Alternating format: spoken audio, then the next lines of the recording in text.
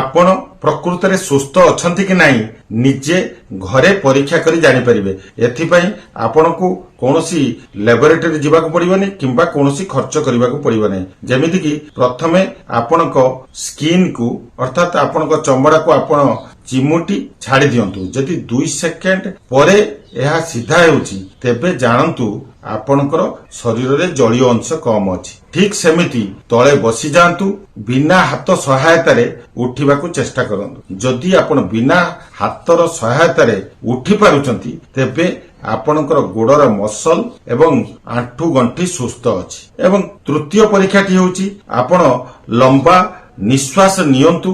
ଏହାକୁ 30 ସେକେଣ୍ଡ ପର୍ଯ୍ୟନ୍ତ ଯଦି ଅଟକାଇ ରଖିପାରୁଛନ୍ତି ତେବେ ଆପଣଙ୍କ ଲଙ୍ଗସ୍ ଠିକ୍ ଅଛି। ଠିକ୍ ସେମିତି 3 ମହଲା ପର୍ଯ୍ୟନ୍ତ ଯଦି ଆପଣ ସିଡିରେ ଚଢି ପାରୁଛନ୍ତି ଏବଂ ଚଢି ନିଶ୍ୱାସ ନେବାରେ କୌଣସି କଷ୍ଟ ଅନୁଭବ କରୁନାହାନ୍ତି, ଅର୍ଥାତ୍ ଆପଣଙ୍କୁ ହାଲିଆ ଲାଗୁନାହିଁ, ନର୍ମାଲ ରହୁଛନ୍ତି, ତେବେ ଆପଣଙ୍କ ହାର୍ଟ ସୁସ୍ଥ ଅଛି। ଏହି 4ଟା ପରୀକ୍ଷା କରି ଆପଣ ସୁସ୍ଥ ଅଛନ୍ତି କି ନାହିଁ ନିଜେ ଜାଣିପାରିବେ।